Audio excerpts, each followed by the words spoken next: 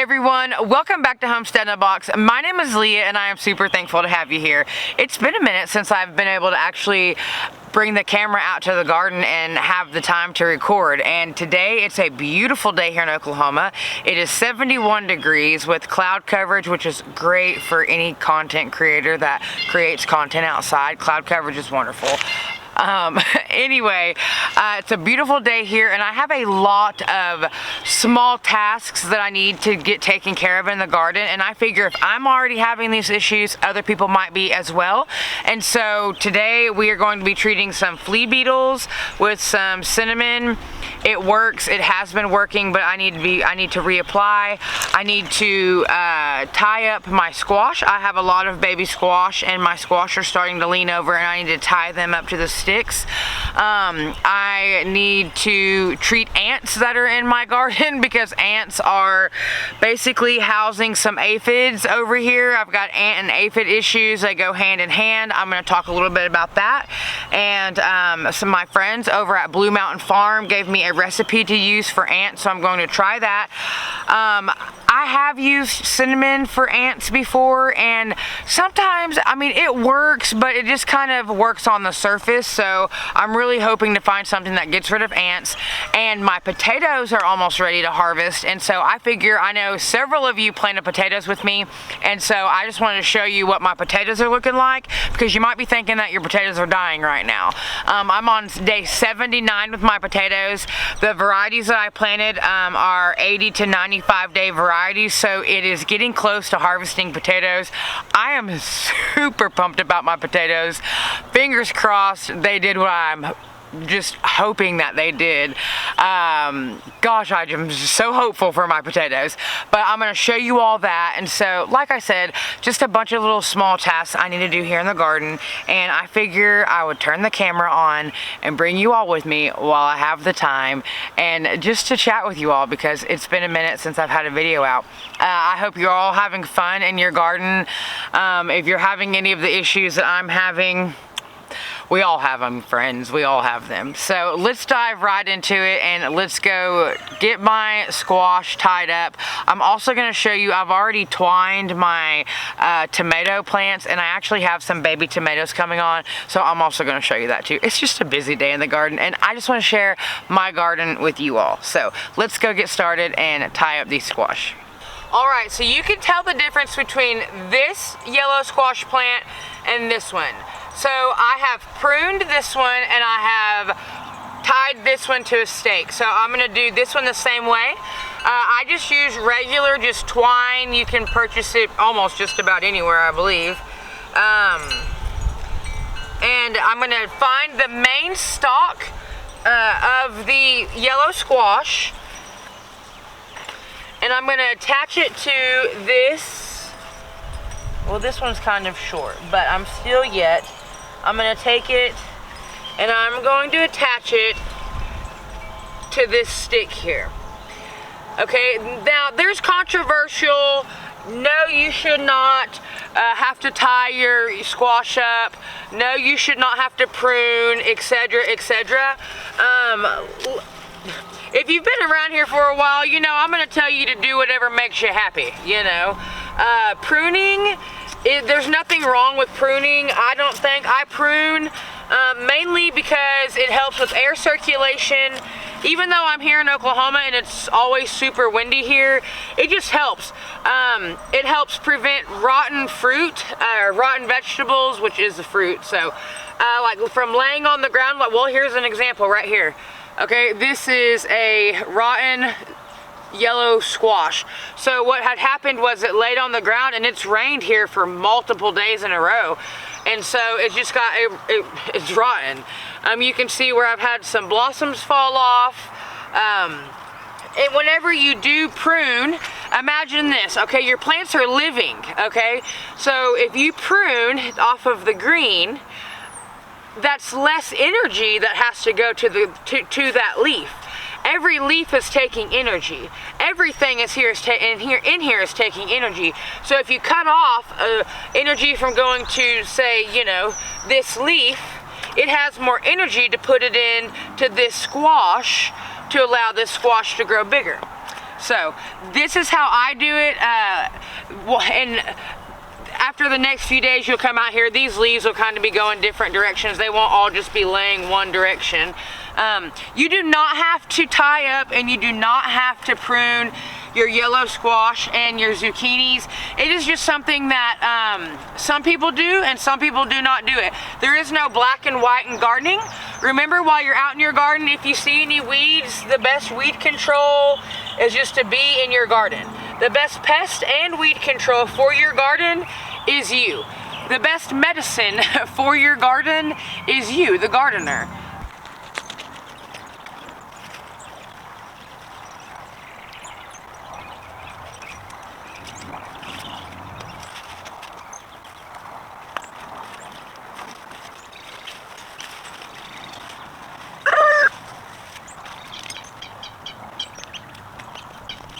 Alright, so I finished trellising those, and then I went ahead and ran some of my pumpkin up over this pallet. I want to show you in here. Look at all those little flowers, and well, they're not bloomed yet, but over here I have some blooming. There we go. Those are little pumpkin babies. Alright, and then down here I have some nasturtium, some Chinese noodle beans, and then here's another nasturtium plant. And then right here I started a vertical squash. It's just being born. I'm super excited about it. Looking great over here. I have been harvesting strawberries out of my strawberries. I need to weed. Man, my onions are looking great. Look how beautiful these are. Look how big that is. That's so big. I'll come and just kind of take some of the green tops off whenever I want a little bit of an onion. I need to come in and cover up the tops of these onions that are being exposed to the sunlight. I need to come in and cover those up. But my onions are looking great. Spinach is looking great down here. Up here, I have to check to see if my there's holes in the bottom that are watering, because those are still pretty yellow and that soil is very moist. Over here you see I've got some random lettuce growing, some basil here, a nasturtium, some more lettuce, and then a random tomato plant. Look at my radish. I allowed my radish to flower, so this is what radishes look like if you don't pick them and you allow them to flower. They're beautiful white flowers on them. They're super pretty. Let me see if I can.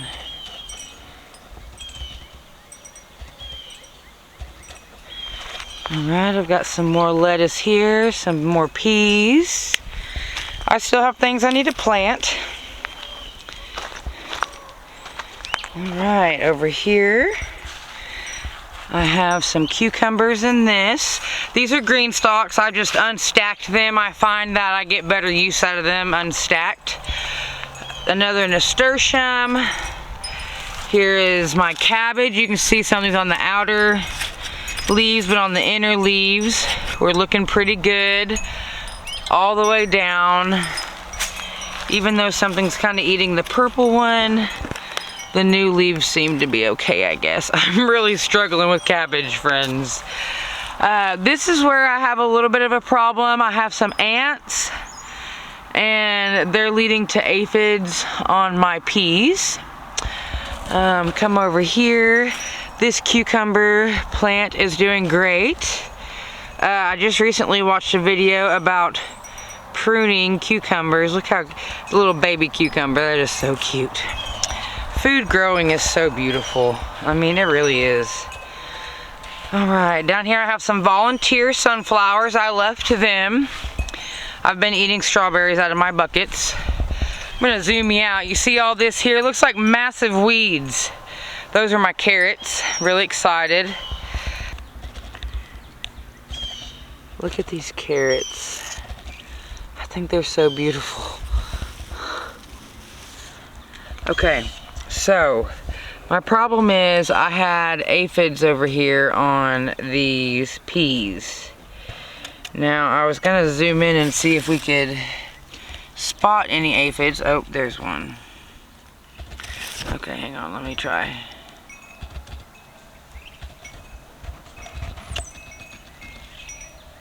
See that little green thing moving? That's an aphid. So, confirmed I have, which I already knew I did, but I have aphids on these peas. One thing that, excuse me while I have a snack. One thing that carries aphids is ants, and ants is something that I know I have. See over here, you can see some, that's aphid damage. The browning and the discoloration of those. I have a few peas that need to be picked. Might wait and take those to the farmer's market. Alright, over here.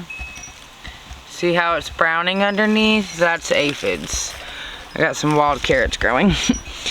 Alright, so I'm going to be taking care of my aphids and my ants by a mixture of boric acid, corn syrup, and some water. And I will talk more about that whenever I get it out here. I just want to finish showing you all over here.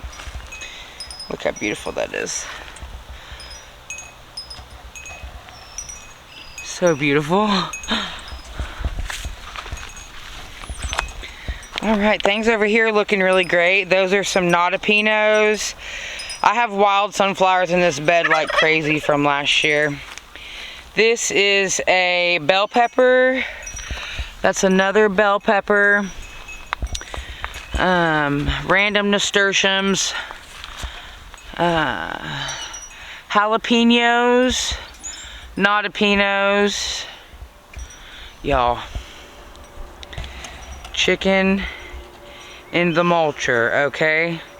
I break up this garden tour to show you the chicken that likes to lay eggs in the mulcher. No matter where I have the mulcher out in the yard, she goes and lays eggs in it. Anyway, alright. Back to the garden. Okay, now here I am at my eggplant. Alright, can you see these leaves? Look how terrible they look. Super sad about those. So that's flea beetles. They're little black beetles. I don't see any on here. Yep, right there. Hang on.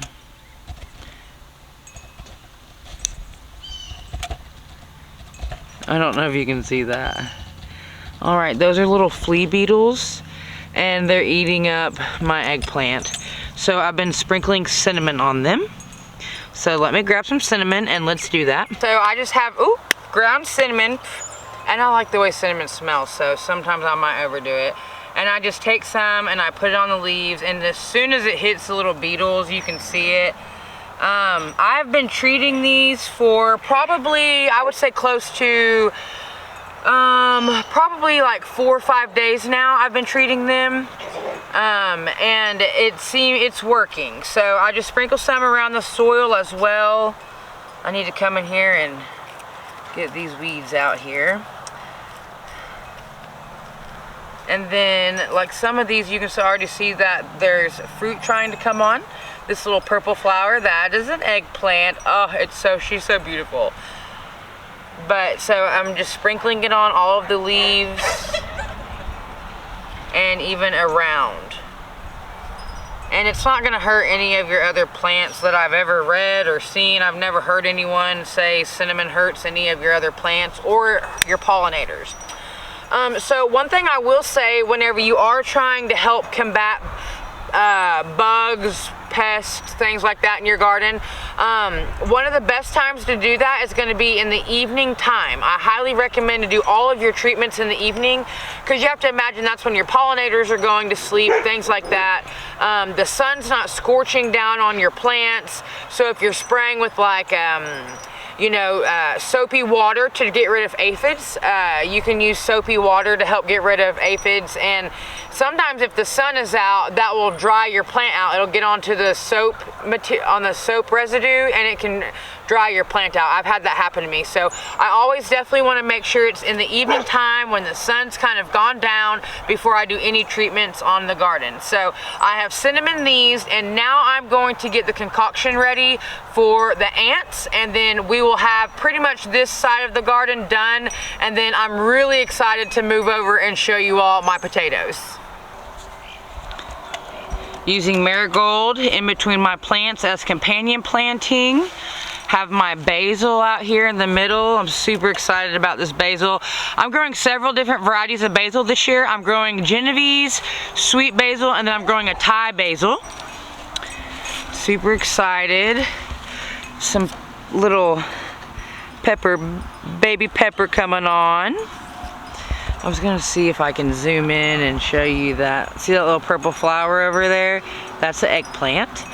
All right, let's go take care of some ants. I have gone inside and I made a mixture. So this is 16 ounces of water. Put in a pan and you warm the water. Then you mix in 2 tablespoons of boric acid. I used borax because I don't have specific boric acid. However, I Googled it and it said you could use borax too. So we're using borax. We're gonna give it a try. And then, so 2 tablespoons of borax and then 2 tablespoons of corn syrup or some type of molasses. So I am just using little egg cartons that I have cut, as you see here, and I'm just gonna nuzzle them in here. So the point here is the ants are gonna come, eat the solution, carry it back, and then it will kill the nest. So this water is still very warm.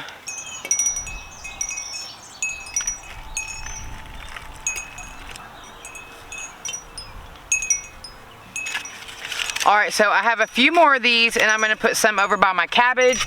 I'm gonna put one down here at the end of this other plant.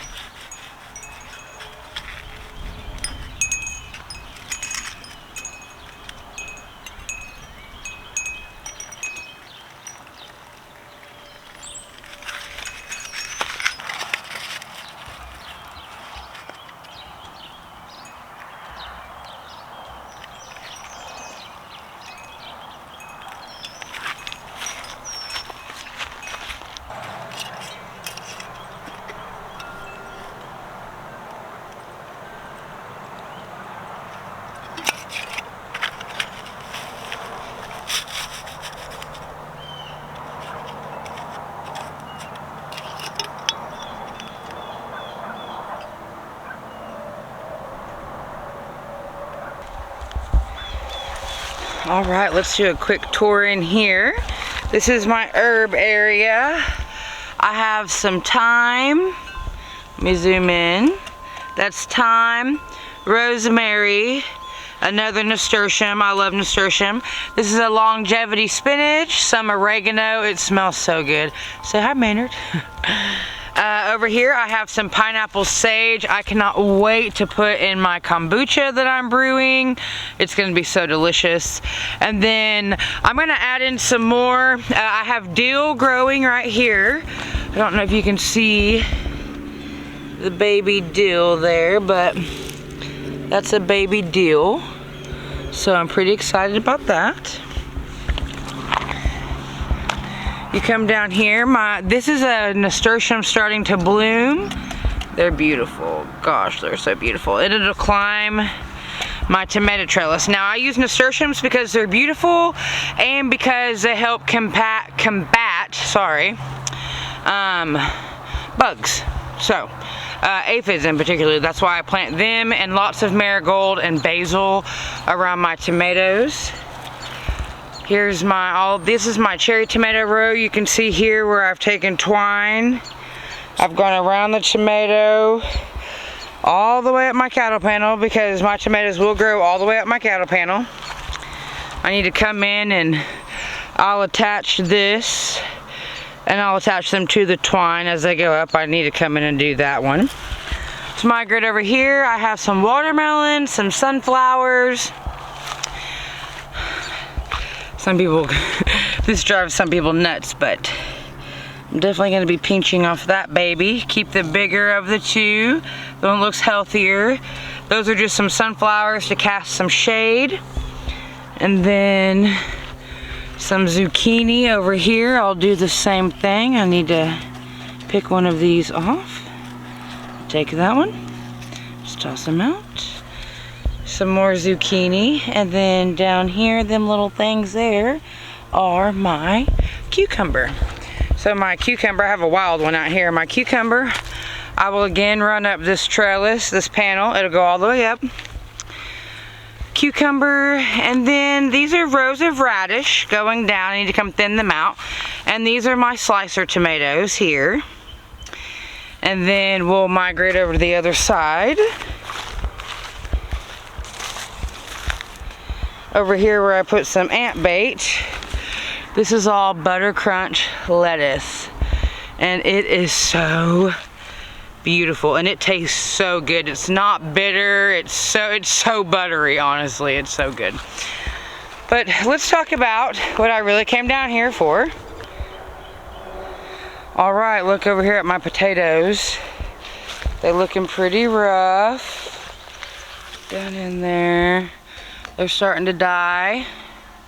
Okay, oh no, what are we going to do? Nothing. That's what potatoes do. Oh, yes, you heard me correctly.